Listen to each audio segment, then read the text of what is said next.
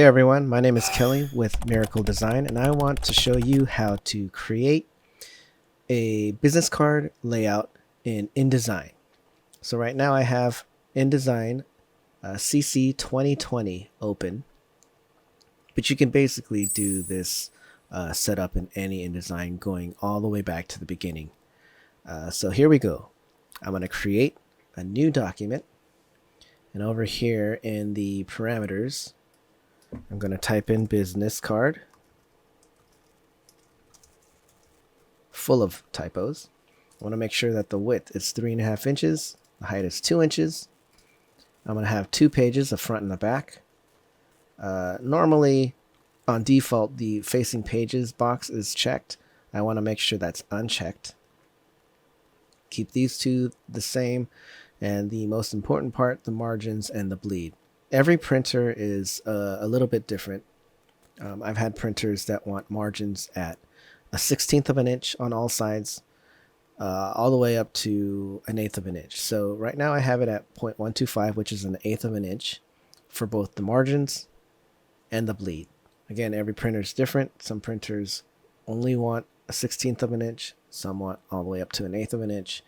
And that's for standard US business cards. Yeah, making sure you have 1/8 of an inch for all 8 of these parameters right here. I'm going to create, and here is our layout. I will zoom out so that you can see both front on top and back on the bottom. Okay, and then I'll zoom back in to our front page. And I know in Photoshop and Illustrator, RGB and CMYK matter a lot more when you first set up your document. In InDesign, it doesn't matter so much because you have a lot more control with how you manipulate color. So let's say you go to swatches right here. These icons will show whether or not your colors are in CMYK or RGB. And just to give you an example, I'm going to switch this to RGB, and you'll see that the icon changed. So these are the RGB icons. Let's do another one. We'll go to lab. That is the lab icon. And just for snips and giggles, I am going to do a Pantone. Let's do Pantone Violet. And there is a Pantone. Okay, so you have all these different color types. Now, when you send to a printer, there's basically only 2 types that you can use. There's CMYK and Pantone. 99% of the time, you're just going to be dealing with CMYK. Pantone colors are a whole nother animal when it comes to printing business cards. Usually, a card will be 4 colors: cyan, magenta, yellow, and black. If you want to add a certain color that a business, maybe their logo uses Pantone green, a certain type of Pantone green that is very specific to that company and that brand, and they absolutely want to use that green, then that's going to be a 5-color process, or a 5-color business card where you're using 4 colors plus the Pantone. And then again, it goes even more in depth. Maybe it's only 2 colors. Maybe you're using that green, and then you're only using black for the rest of the text and graphics and whatnot. So in that case, you would be using black, and you would be using Pantone green. It gets it's so convoluted and diluted, and it's very specific to certain business cards. But I would say 99% of the cards out there are just plain old 4-color process CMYK. And with that, what you're going to want to do is highlight all your colors. Make sure they're all processed. They're not spot. Now, the difference between process and spot is, again, 99% of the printing presses out there are 4-color printing presses, which means there's a station for cyan, a station for magenta, another for yellow, and another for black. So when the paper goes through these stations, it prints the cyan first, the yellow, then the magenta, then the black. There's a fifth station usually that's just empty unless they're using a Pantone color, which will turn it into a 5-color process. Now, that fifth color, that fifth station is called a spot. So, for instance, this Pantone over here, if I wanted to use this specific violet on a circle, let's say, or some graphic or a logo, it would be called a spot color, and that would run on the fifth station of the press. So for now, we're only going to concern ourselves with 4-color process. So we're going to make sure that the color type is processed, the color mode is CMYK, and that will change all the swatches to CMYK. And that's what you're going to want when you set up your file, unless you know ahead of time specifically that your client wants to use Pantone colors. Then that's a whole different animal. But for the sake of this video, which is, I want it to be short, but it's turning a little bit longer because there's so much that you need to pay attention to in order to make sure that when you print business cards, they come out right the first time. There's no errors. There's no going back to the customer and saying, oh, the printer messed up, and there's no going back to the printer and saying the customer messed up and all of that. Let's try to eliminate all the headaches as much as possible. And by doing that, you make sure all of your swatches are CMYK, no RGB, no lab colors, no Pantones, and you make sure that everything is set up so that there's a bleed for anything that's not important. Any text, any images, any graphics that need to go to the edge need to be put past the edge so that the cutter has some margin, some leeway, margin for error. And I'll be showing you exactly what that means. So again, on the flip side, this blue line right here is the safe area. So these are your margins, anything that is important, text, image, graphics wise, you want to keep within here. Basically, when the printer cuts, he's trying to cut on this line. That's called the cut line, the trim line. But because the cards are stacked, when the blade goes down on them, they're going to shift left, right, up, down, whatever. And when they shift, the cut line can sway any which way. So that's why there's this margin for error right here. And we need to, as designers, adhere to that. What does that mean? Okay, well, first things first, let us create some graphics. So I'm going to hit M, and I am going to drag and make sure that we have a graphic that goes from bleed edge to bleed edge. And basically, that comes out to 3.75 inches by 2.25 inches. There we go. There's the zoom. Okay. Just want to center that just because I got OCD. And I'm going to copy, paste, and let's bring this to here. And I'm going to turn this. That's really strange. This has never happened to me before. I don't know if this is a bug or what. Okay, let's try it over here. All right, so forgive me. The colors are gross. That's not what I'm aiming for here. I'm just trying to kind of give an example. So basically, what's going on is this is background, right? So anything background, I'm going to extend past the cut line to the bleed line. Now, that right there accounts for, I would say, 90% of the problems for why a business card, when it ends up in the hands of the end user, the customer, it's wrong. The customer will look at it and he'll say, what is this? This is all messed up. And that is because 90% of the time, I used to work in pre-press. So there's an actual job, an actual position that takes files from designers and corrects all their errors. So it happens more oftentimes than you probably would imagine. But as a pre-press technician, I would get files just like this. Everything was, right to the cut line. There was no account for any bleed. And when that happens, when the cutter cuts the cards, some cards are going to look like this. Some cards are going to look like this. And that is horrible. The former, not so bad. If you get a card that's a 32nd of an inch too big, but there's color all the way to the edge, you can live with that. When you get a card that's cut and you have no bleed, but it's cut 30 seconds, a 32nd of an inch too big, and there's no bleed to compensate, and you have a white line, that is a big no-no. So that's the reason for bleeds. Bleeds will make sure that there are no white lines in any of your business cards. So that's why we stretch all the color all the way to the bleed line. Now, another fatal error of a lot of designers is they'll take images from online, and usually online images are low res. I'm going to bring in an image. Business card setup girl. Here we go. Okay, so this image you can kind of see is a little bit low res. I'm going to hit my anchor point to the upper left corner.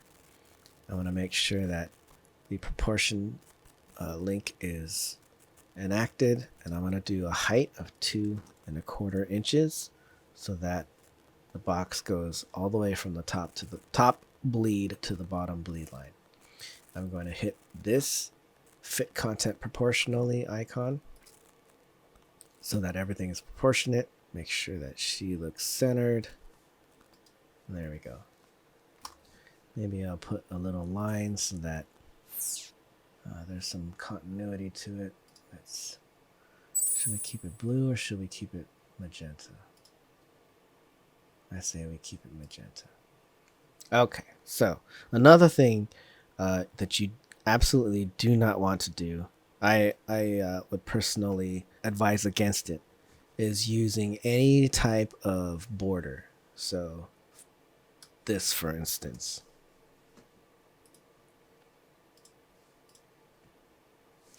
Any type of border like this, it's not going to work because, as I said earlier, when the cutter tries to cut, they're trying to aim for this black line, but it's just not going to happen.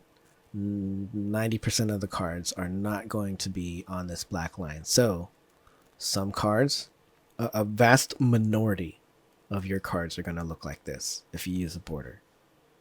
Okay? And that's, to get that preview, I hit W. Most of the cards, they're gonna get cut short, so you're gonna have this border, this frame is gonna be off center, and it's not gonna look good. So I usually advise against using any type of border, even though it looks cool. On screen it looks cool because it's nice and centered, it's accurate, but once they get cut, they're completely inaccurate. So don't use the border. Using a line is okay because it's not centered or anything like. It's not dependent on whether the card is centered or not. So using lines are okay, frames are not. Okay, so last things last, we'll type in some text. Real estate specialists. That's the company name. Make sure that it is below this blue line, okay? Say their logo is REL or RES. And we're going to add a little style. Let's bold and italicize it. Let's do 65, 5%, and multiply it. So since this is sort of like a background image, we don't care that it gets cut into. In fact, it's almost on purpose. It's intentional. So hit W again, and that's basically how your card's going to look like when it gets cut. So this is basically the whole tutorial on how to set up a business card right for print. Make sure that your images are high enough res. Make sure that all your colors are CMYK. Make sure that you have all of your color and images that go to the edge extended to the bleed line. Everything that is important information wise stays within the safe zone, and basically that's pretty much it. We can come over here. I have my settings, my workspace set up a certain way. Here we have what's called separations preview, which you can find over here in the Windows, and I believe it's utilities. Output separations preview. Now what that does You hit separations, and basically you can look at it with or without certain colors. So that is the file without cyan. That's the file without magenta. And so you might be asking yourself, well, why do you need this? Well, here's a good reason. A lot of times you'll have a background that's black, and a lot of graphic designers will fill it with 100% black. Now, what's wrong with that? The black ink on a printing press is pretty much gray, just like you see it right here. Oh, and that's another thing, sorry. When you go to your preferences, appearance of black, I think the default is display all blacks as rich black. You're going to want to, whenever you're working in print, you're going to want to display all blacks accurately, because what that does is it displays black as you would have it printed on paper. And that is the black that would print on paper. So it would look like a very, very, very dark gray, but it definitely will not look black. So in order to achieve real black on a printing press, you're going to want to do 60% cyan, 40% magenta, 40% yellow, and 100% black. And there, now you see it looks completely black. But you do not want to do that on text. Since the area of black on text is so small, you're not going to notice the difference in color. It's going to come out looking pretty much black. But if you were to use a rich black on text, that can cause problems, because basically what's happening is your rich black, you're printing on 4 plates. Now those 4 plates have to line up exactly. Otherwise, you're going to get this, what in video editing, it's called the RGB effect, when you have one color and it's not lined up with another color. And here's kind of what I mean. This is what I'll give you an example. So I'm going to copy this, paste it on top, and I want to turn this into cyan. I'm going to bring it below the black, and you can see it right there. So I'm going to copy again, paste, bring it below, turn this into magenta. So if you have a rich black text and those plates aren't aligned exactly, you're going to end up with something like this. Oh, sorry. It'll be 40% magenta, which is even worse. So that's not what you want, right? You want just plain old clean black text. And in order to do that, you just make sure that all your text is only black ink. And by doing that, you can go to separations preview, hit the black eye icon, and you'll be able to see that your black areas, large areas, are not just black, and your black text is only black. And there you go. That's your separations preview. It'll show you all of the colors that you need to check up on just in order to make sure that they print correctly. And then normally what I do to export a file is I will hit Command E, or you can go to File, Export. Make sure you are Adobe PDF Print, my business card setup folder. That's where I'm going to save it. And I always use the PDFX 1A 2001. And what that does is it compresses everything. It makes sure that everything is basically set in place. And it also pretty much will do what the software in the plate making machines will do. So you don't have to worry about anything changing once you make this PDF. So PDFX 1A 2001, all pages. Go to compression. I never touch this. This is important. Go to marks and bleeds. I always use crop marks, and I always use document bleed settings. Go to output, document CMYK. If you do have spot colors, Pantone colors and whatnot, they'll be here. If there were Pantone colors, you could check this all spots to process. It'll convert any Pantones to CMYK. All these other ones I don't use, and I'll push export. and it'll basically export the PDF. Let's go over to the graphic design folder. There's my business card PDF, and there we go. We have a business card with crop marks and with your bleeds, and it's basically ready to go. Black looks black, black looks black even there, so you're good. And that is basically how you set up a business card for print. Not only for print, but to ensure that when the business card lands in your customer's hands, it's going to look right. It's going to look correct. There's not going to be any errors. It'll look beautiful just the way you intended it to.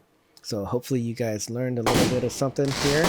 If you did, please like, share, subscribe, and make sure you come back for more. Hit that notification bell just so you know exactly when we bring out new videos.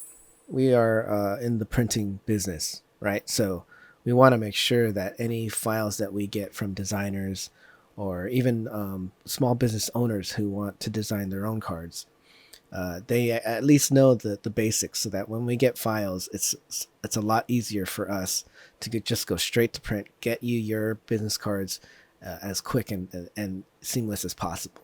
So that's the reason why I'm doing these videos, is so that to educate a little bit and just make the process a lot easier for everyone. Hopefully you guys enjoyed it. Let me know in the comment section, and I'll see you soon.